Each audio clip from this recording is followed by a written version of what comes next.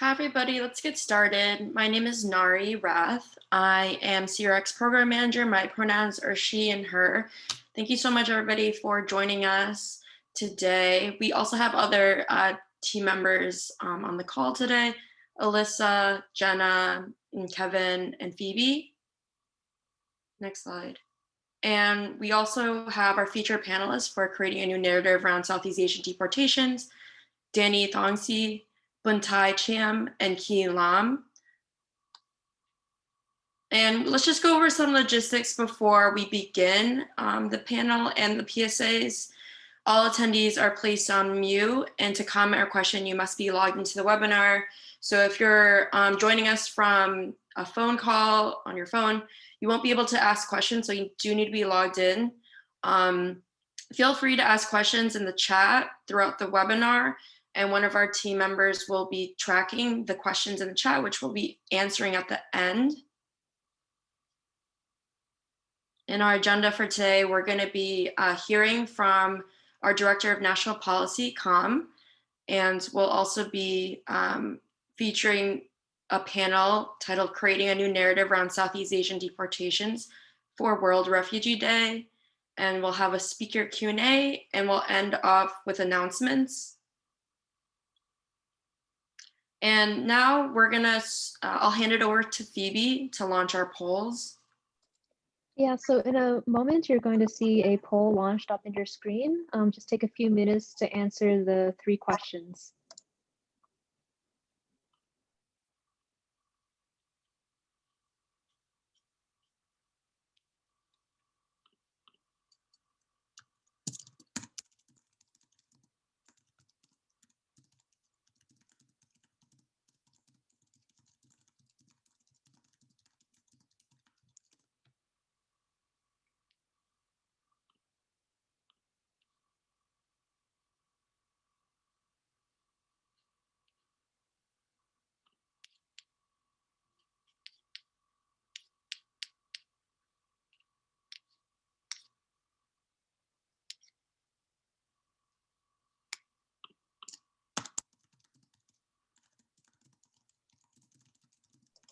Looks like almost all of our attendees have fulfilled the questions, so I'm just going to give maybe 10, 15 more seconds to get in those last answers.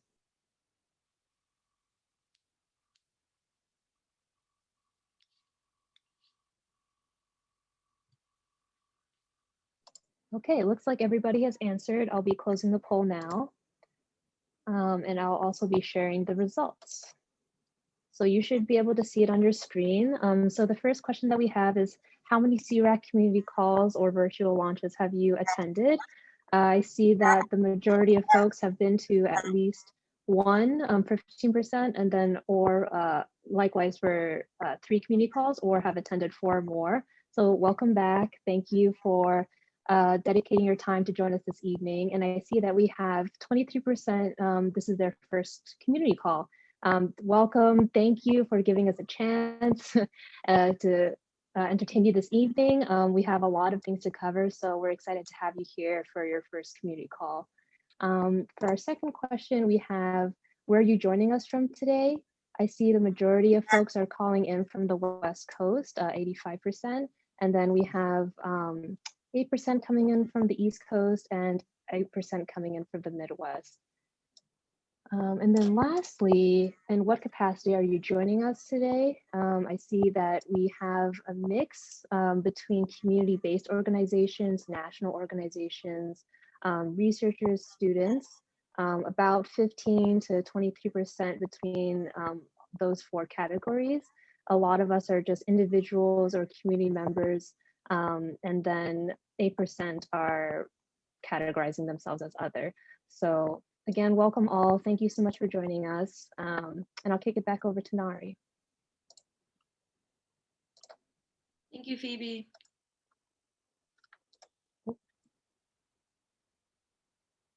Now we're going to hear from our Director of National Policy, Com. Com, take it away. Thank you, Nari. Hi, everyone. My name is Com Moa. I'm the Director of National Policy at SEARAC. Nari asked me to, speak a little bit about Pride Month and World Refugee Day and the public service announcement projects that we've been working on. So happy Pride Month, everyone. As a gay Hmong American born in the Thai refugee camps, it brings me a lot of joy to be able to celebrate the multiple facets of my identity, one after the other, from APAM to Pride to World Refugee Day. For me, for a lot of us, Pride started because the actions of trans and gender non-conforming people of color resisted efforts to discriminate and over-police our communities. And these sentiments are, continue to be at the heart of not just LGBTQ work, but at the heart of immigration work.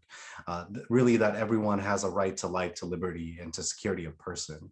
And so much of our work for progress within the Southeast Asian American community continues to be led by women and queer individuals. For us, it's extremely important to remind ourselves that we need to center these experiences in our work and in our advocacy, and that LGBTQ rights are Southeast Asian American rights, that our movement for equity must also be a movement for equity for LGBTQ people as well. And I'd be remiss to not also acknowledge World Refugee Day, which occurred this past Sunday.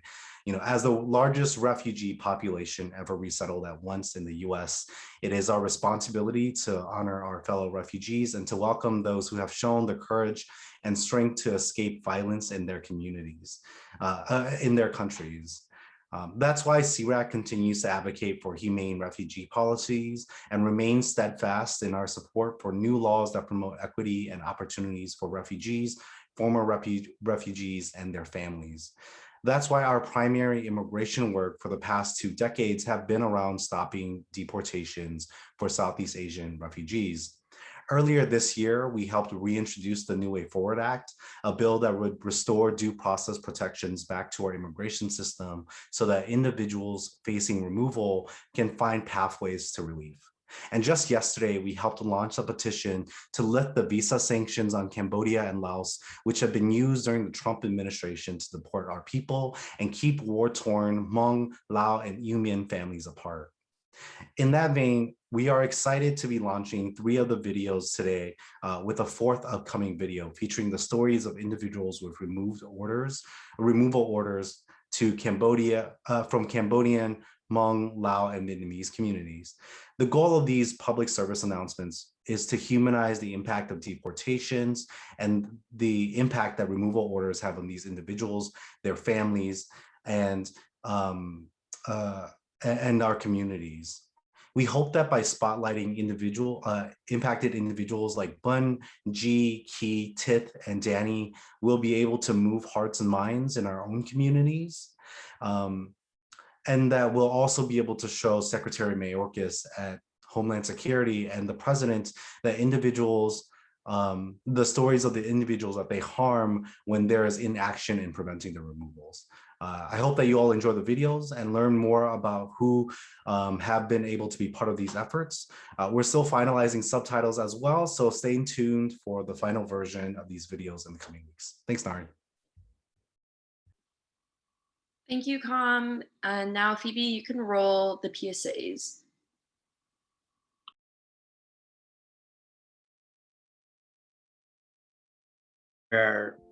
What's going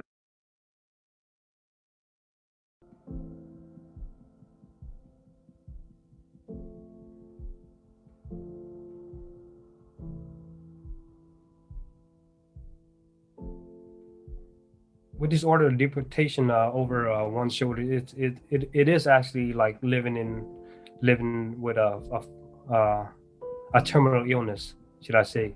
And the reason is because you never know if this is going to be your last day here, with your family, with your friends, with your community, and to even think about building your future here in the U.S. I mean, it's really hard. Because even starting a career or starting, your own family is really hard because you're afraid that you might be stripped from them, and at the same time, I mean, your family also, it weighed heavy on them because they're living in this state of fear that, they might lose you again, and for me, I think that's the difficult part of me having to live my day-to-day life, because I'm always having in the back of my mind, I mean, that I could be deported any day.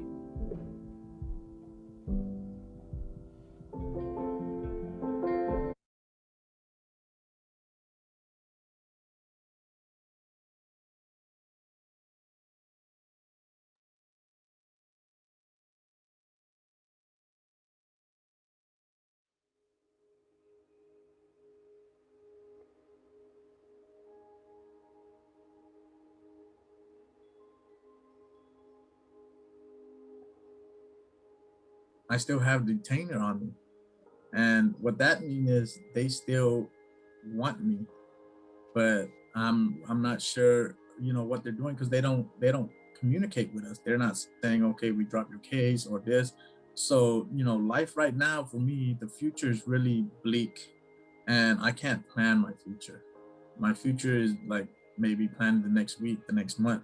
But other than that, I can't set a step foot forward at all, because of the worry of ICE coming to get me.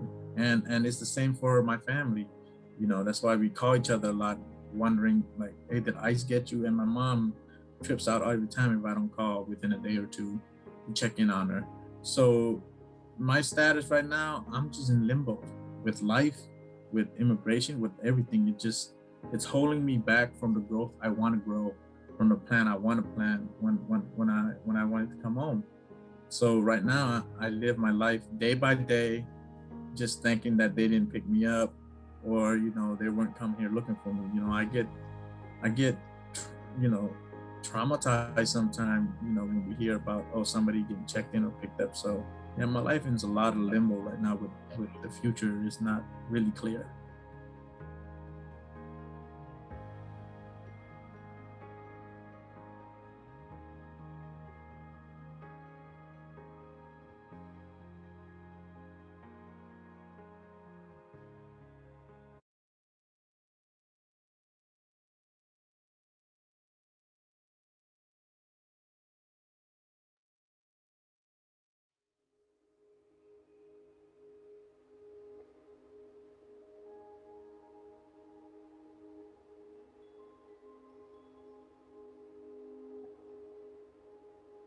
Like, if you could imagine a child that have seen death, murder, killings, that never felt safe, that had lived with nothing but fear, and you pluck them up from there and you put them in their inner cities and say, you know what, you're safe now.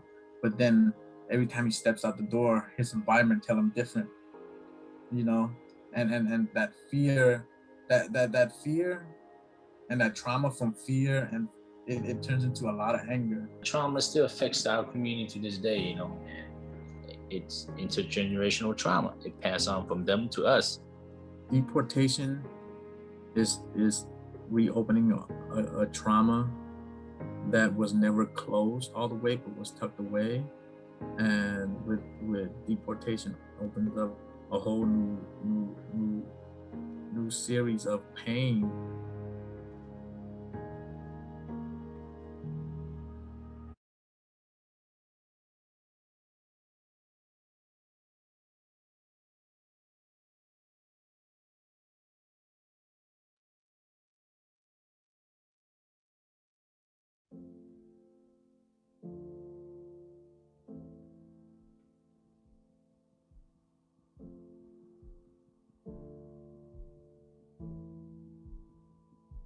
What it's like for me to live knowing that someday I will be given a life sentence of going back to Laos, being deported. The not knowing of the place over there, not knowing what's going to happen to my family here, not knowing that, just the unknowing that it's very difficult, where I have to live year by year, which I'm getting older at this point. I was a lot younger than my son when I made a mistake, and I'm 43, and it's very, very difficult for me to do a lot of things in life, because that was always in the back of my mind. When I go apply for jobs, it's I don't even have a green card, you know, and not let alone with my background, that it's very difficult for me to apply for jobs, to even don't even have a green card. That's just the whole devastating. It's very difficult to do anything at all, where that's always in the back of your mind, where you can't do anything. Basically, it just, you know, it's hard to eat, hard to sleep. When you think about it, it's pretty hard. It's very difficult to be in this situation, and for anybody to be in this situation of the unknown, when you could go back any day, even tomorrow. So it's very difficult.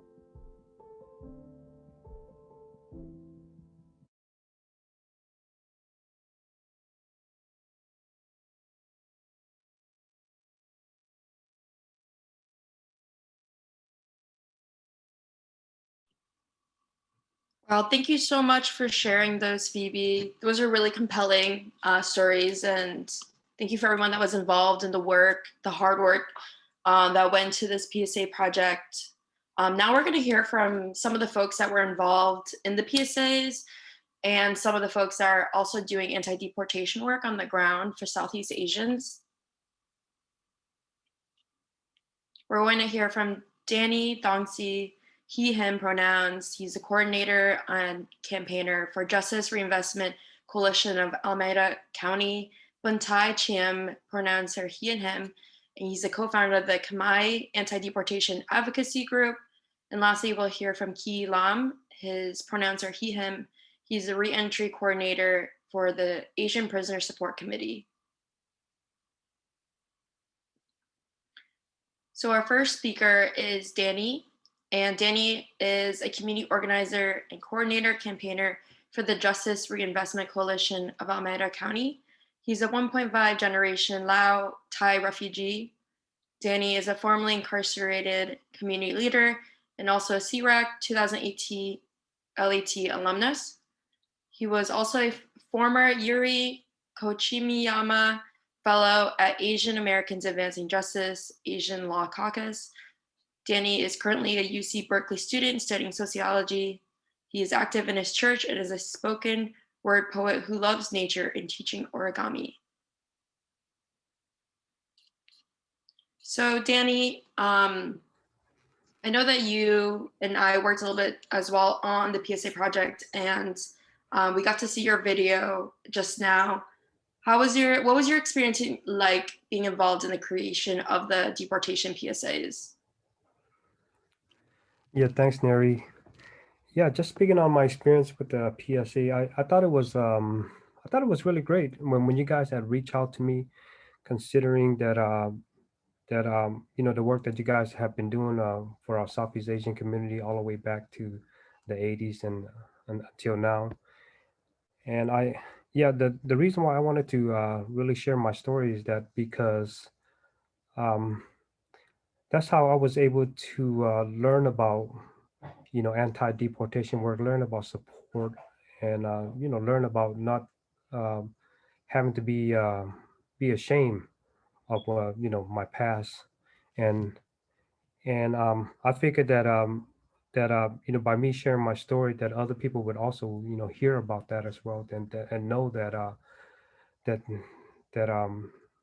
there's support out there, and that they're not alone, because I have gone through it, and there's many other that are going through it as well. And I think that you know, the way you guys were able to help guide me through some of the question, you know, and also, like, you know, really supporting me through my sharing of the story, I thought it was really really great within itself, you know, because sharing one story is, I mean, it is difficult, you know, because one has to live through the trauma within itself. But just having that support of you guys, I thought, you know, that was really helpful, you know, and also, like, you know, by sharing my story, it also brings me a sense of healing as well, and also knowing that that my story itself will help other people out as well. Thank you for sharing that. And I loved what you said about how it helped in your healing. And I was wondering if you could talk a little bit more about that regarding your journey to healing and how this PSA project or just telling your story can help in healing for you and for other community members that are impacted by deportation. Yeah, sure.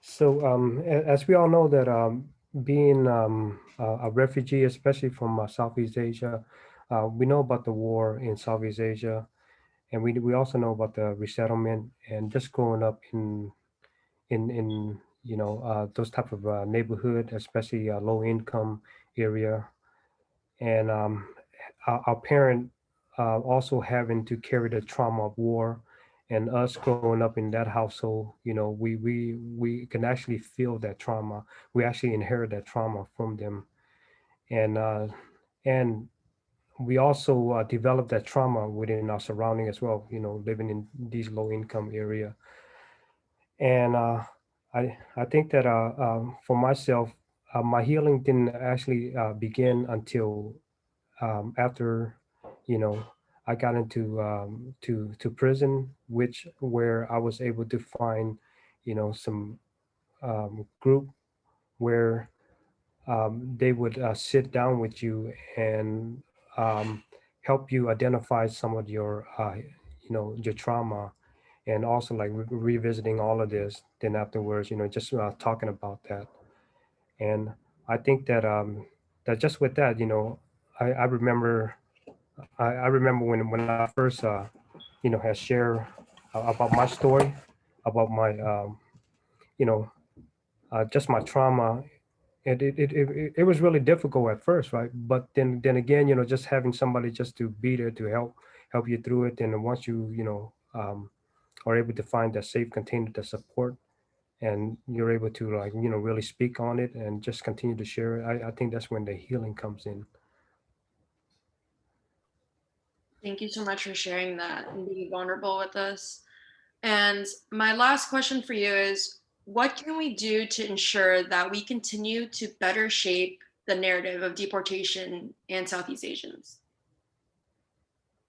Yeah, I think that just by allowing those who are directly impacted and the family to share about their experience, I think that that'll really definitely help shape that, because I think, like, for Asian American, there's this stigma, or should I say, like, the modern minority myth, right, which tend to you know apply to all Asian, but with it, without really looking at as being Asian, there's a complexity. There's different groups, there's different experience, and for our Southeast Asian, you know, we see that we need more support in mental health area, especially from the war, and we also see a lot of our Southeast Asian youth, are facing a lot of these social challenges, like, social economic challenges, dropping out from school, and some are, ending up through the school to prison to deportation pipeline.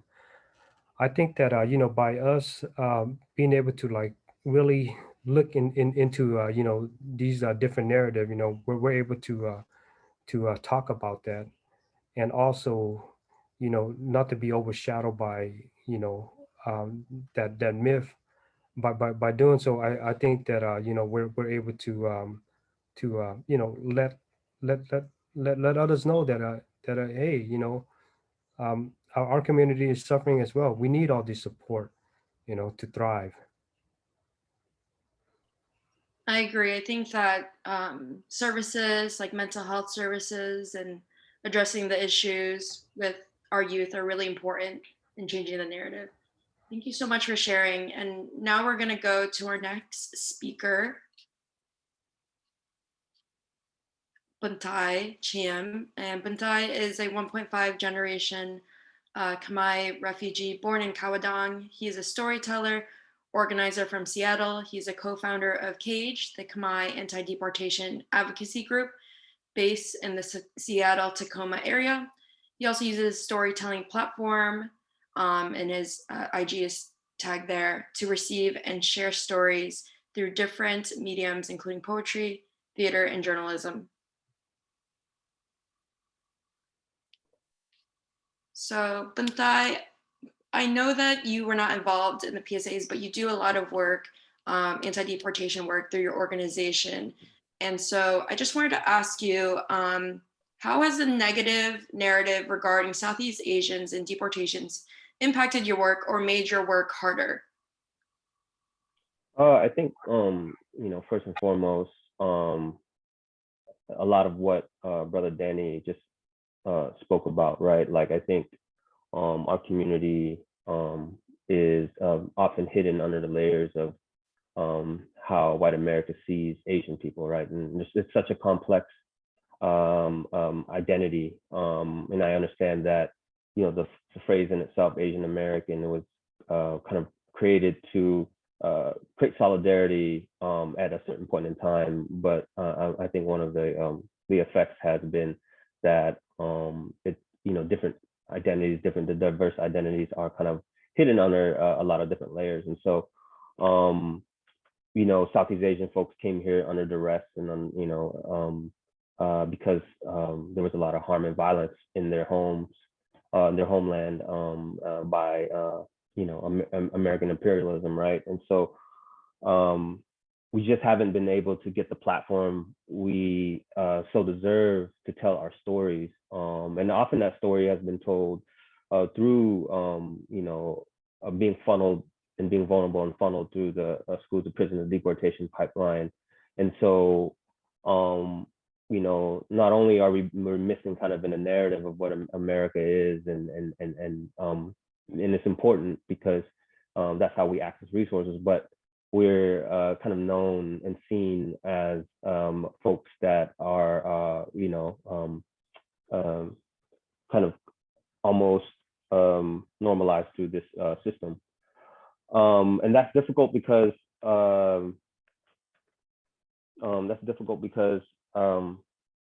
we are always kind of on the defensive, and we are always being reactive to state policy, to institutional policy, and not really having the resources. And that's by design, right? Like, white supremacy works like that. That's by design.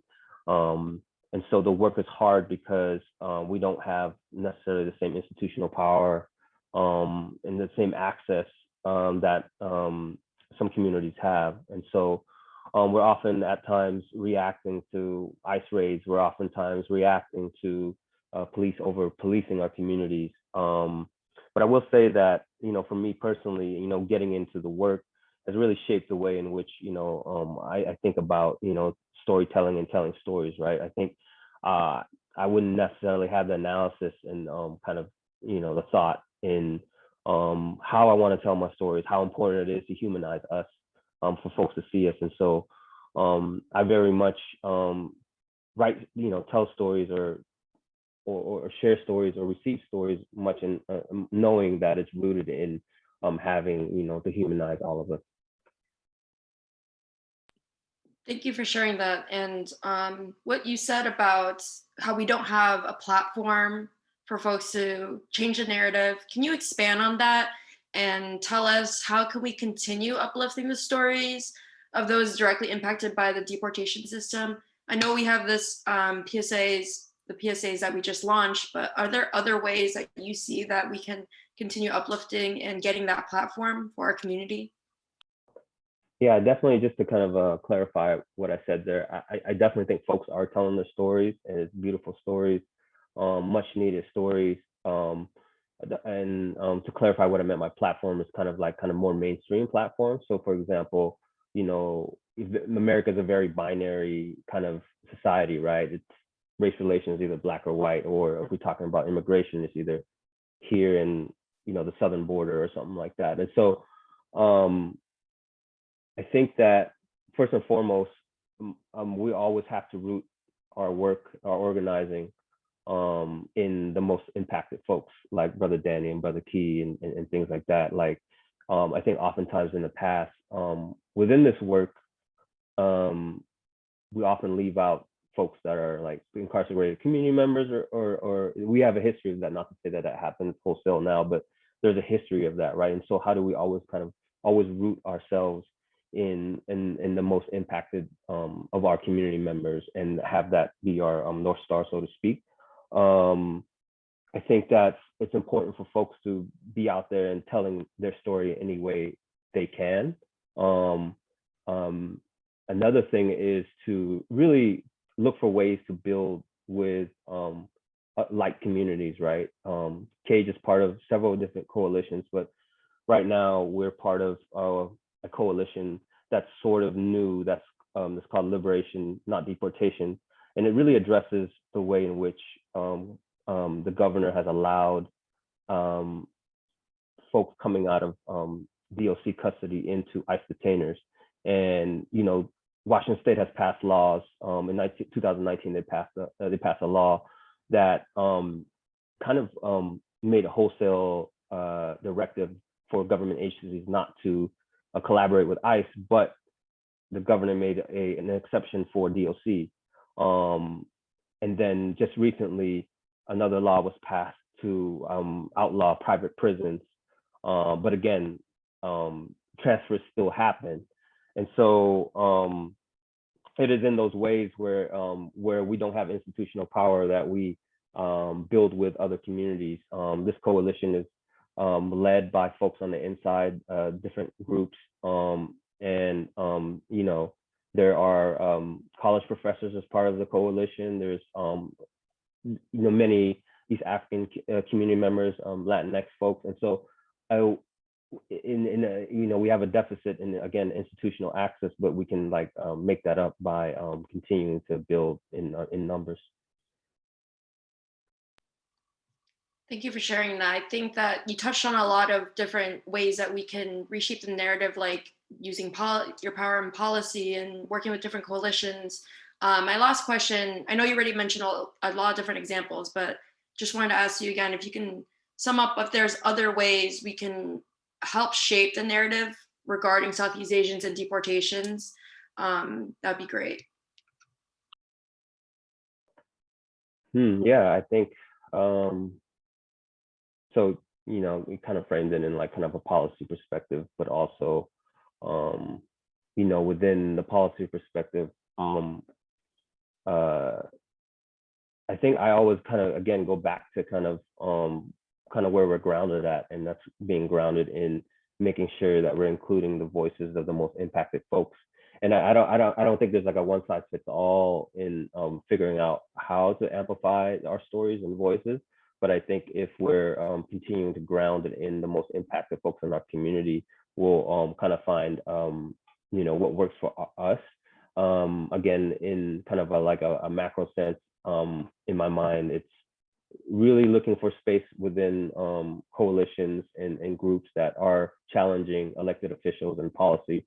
On the flip side of that, it's really how do we continue to support our community members in telling their stories, right? Is it making sure your organization has a youth vanguard, and making sure that you're creating a mentorship pipeline for the youth that didn't come when you were that age? Is it supporting? Is it making sure to link and give platform and access to all this talent that we know exists? So it's hard for me to say like a one size fits all answer to that, but I think those are kind of some of the ways. Yeah, definitely. Thank you so much for sharing. And I appreciate, and SEARAC appreciates all the work that you've done for the Southeast Asian community. And now we're going to go to our next speaker, or I should say our very last speaker, Ki Lam, pronouns are he, him. Ki Lam is a program and facility manager for Asian Prisoner Support Committee and a former juvenile lifer. He was incarcerated at the age of 17 and served 23 years. He assists formerly incarcerated, such as API and stranded deportees with accessing their California ID, medical assistance, peer support, and getting them engaged in community events, and most of all, becoming an asset to their communities. His passion is fixing bicycles and donating them to our system's impacted communities. Thank you so much for joining us, Ki. And you were also involved in the making of the PSAs, the developing of them. Yeah. And I wanted to ask you, why was it important for you to share your story with SEARAC, and what were some of the factors that led to your decision to speak out? So I just want to, thank Com and the folks at SEARAC and everyone that's here today for being part of this. What got me interested in this PSA was that one thing I learned about growing up in our community is that our community was voiceless for a lot of years.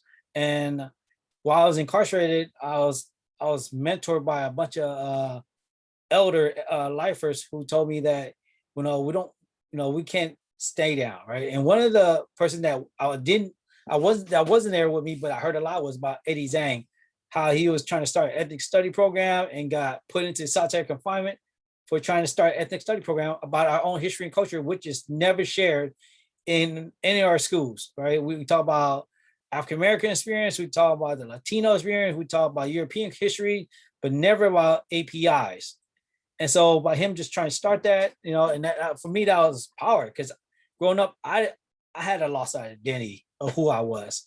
And so, when SEARAC said, hey, would you be down to do this PSA? I'm like, heck yeah. Like, anytime I'm able to lift up my voice, not just my voice, because my voice carried I'm just one of thousands of others. And for me to be able to share my story is I'm able to lift up the voices of my brothers and sisters who are still voiceless. Thank you. I love that. My next question for you is, what do you hope for the audience that watches the PSAs to take away from watching them? I hope that they're able to take away to see that these are real people, not just names and faces that people talk about, but actual human beings that have, that has experience. And one of the things that I want them to know is that, we talk about keeping families together. We talk about, being a decent human being. And if we're not able to, listen to somebody or take the time to try to help somebody, how can we say such things?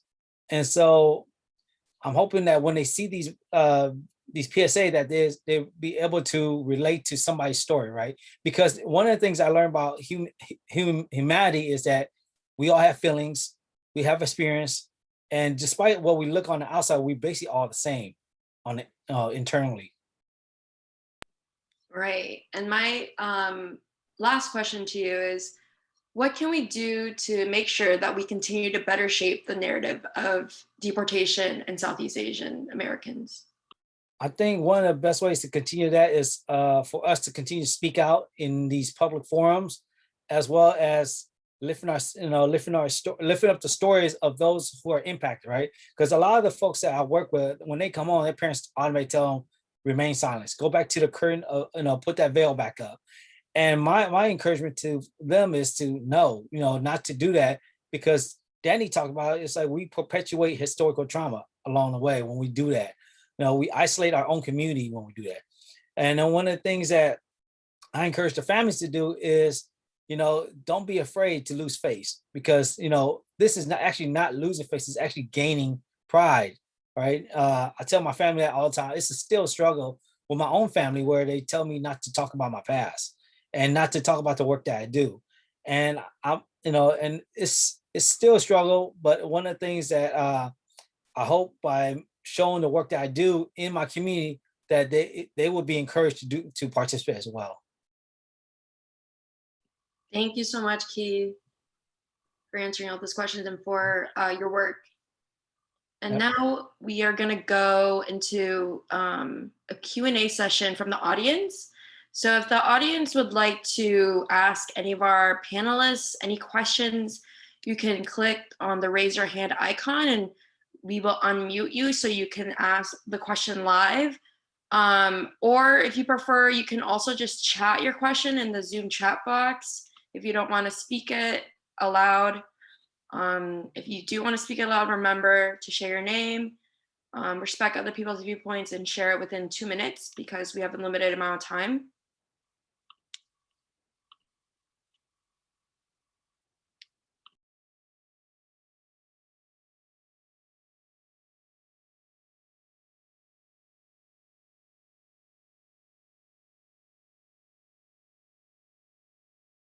So we do have a question. I'm going to allow them to speak. Oh. You are now unmuted.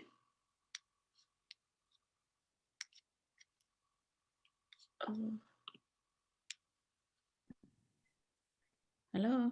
Hello. Hi. Yeah, my name is Persewan Simala. I work for Voice of America, but I'm interested in this session. Do you have the number of people who have been deported to Laos already? Hmong and Lao ethnics, I think. Yes. I think if our director of policy is still on comm, that's a question for you. Yeah, there have been over 219 people who've been deported as between 1998 and 2019 to Laos and to Laos. So the Department of Homeland Security classifies their data sets by nationality rather than by ethnicity. So we can't identify how many Hmong people or how many Lao people have been deported, but we do know that 219 people have been removed to Laos since 1998. 19, right? Yeah, 219. Yeah, 219. Between 1998 to 1998 to 2019. Yeah, 2019. Okay, 219. So do you know that's when is the highest number, which year? The numbers for Laos actually are pretty consistent across most administrations, ranging between 5 to 10 per year, actually.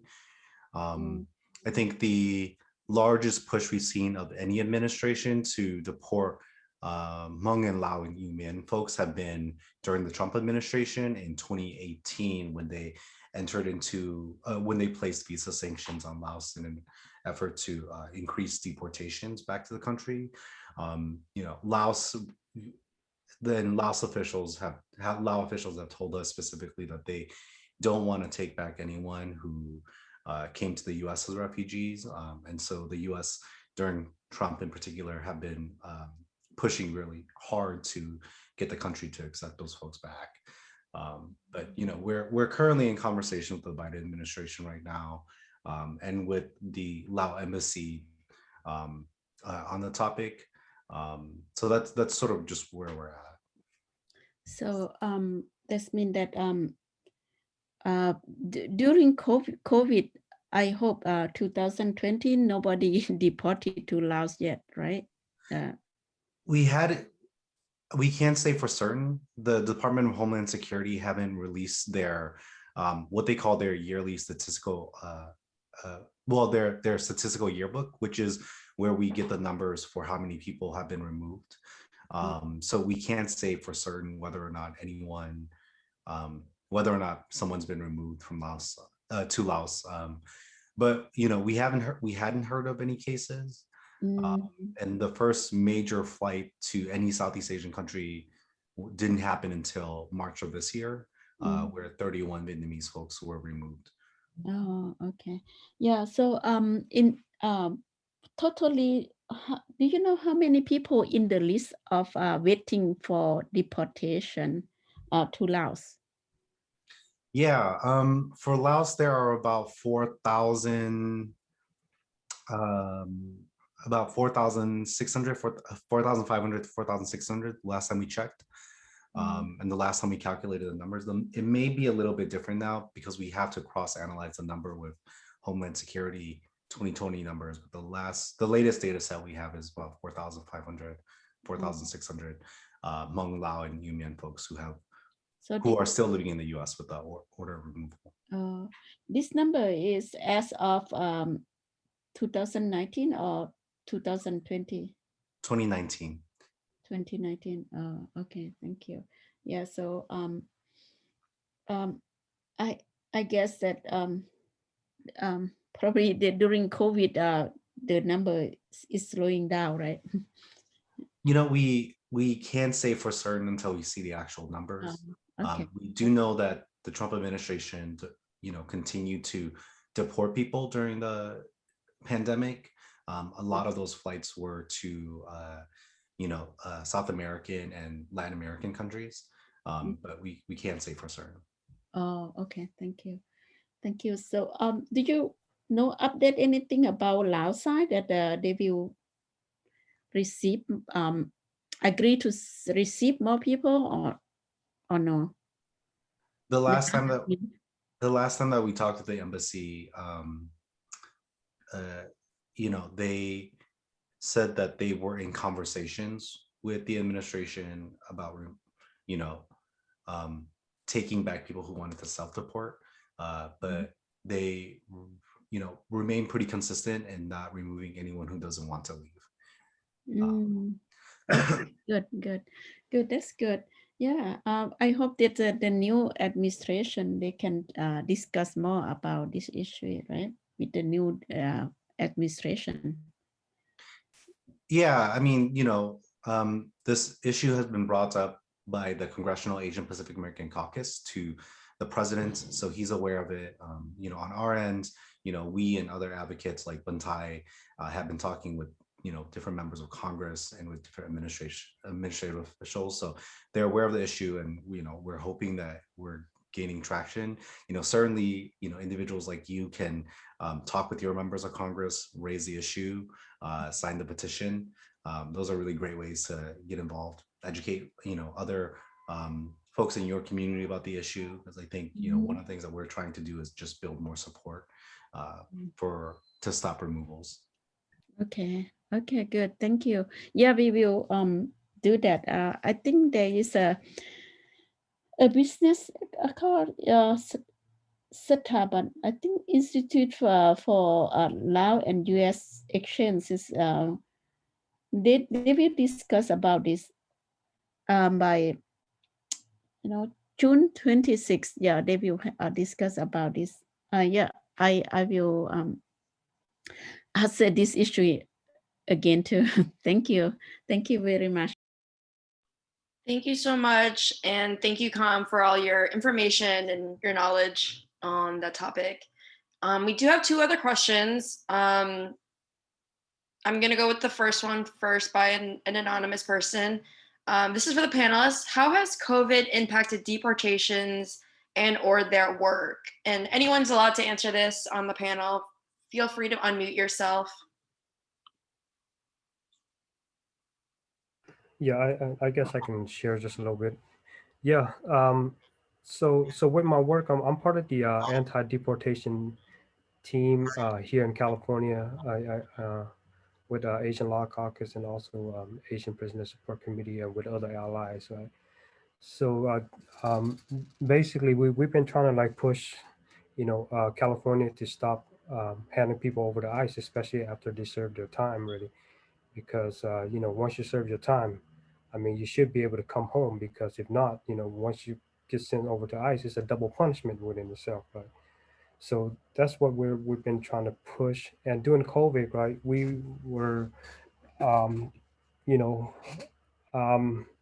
pushing the governor, to stop transferring people, from ICE who are released, right? So far, we were able to be successful with some of the people we have advocated for, but of course, others, will also transfer over to ICE. So yeah, I think that with COVID within itself and with just the outbreak in the institution, I mean, that's what we're really pushing hard on, for them to really consider that, if anything, for the sake of humanity of folks, because we know that jails and detention center is not ready for certain outbreak. It's basically it's not designed for that.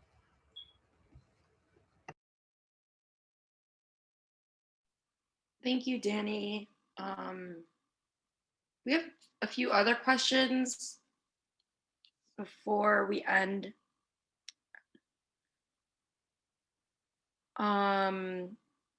since in the interest of time, I'm just gonna ask this one's a little bit more brief.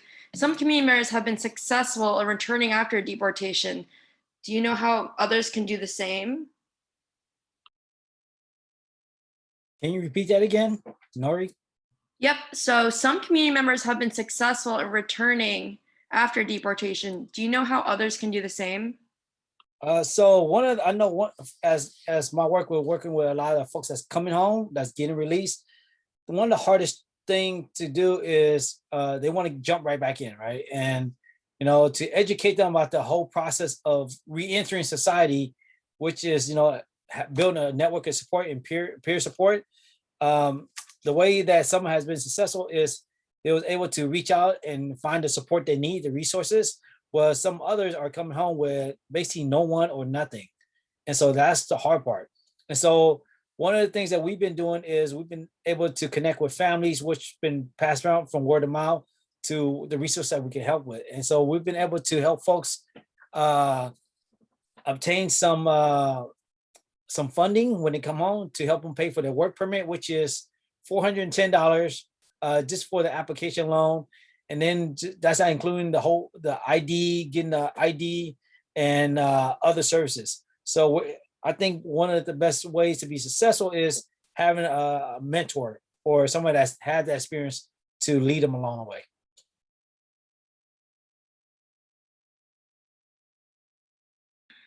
Thank you, Key. And I'm sorry, I know we have a few other questions, but we only have 3 minutes left, so that has to conclude our Q&A session. But we do have the contact information for all the panelists, so you can get in touch with them. Here is the websites for all their organizations. And then if we want to go to the next, I think the contact information might be on the next slide. Or, I'm sorry, we have one announcement before I reveal the contact information, which is we're hiring at SEARAC for Immigration Policy Manager and the California Program Manager. And the priority deadline is June 27th for both positions. You can apply on our website. The California position is based in California. The Immigration Policy Manager position is based in DC, but we do hire from a few other outside states. And if we want to go to the last slide, that's where we can find, okay, the contact information is not there, but I think that we can link it in the chat. If Key, Danny, and Bunthay, if you can drop your email addresses if you want to be contacted after this, that would be great.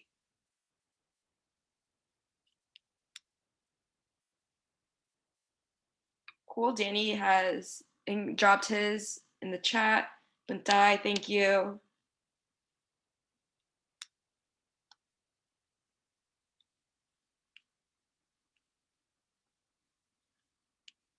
And Key, thank you so much. So if anyone wants to contact the panelists afterwards, that's where you can reach them.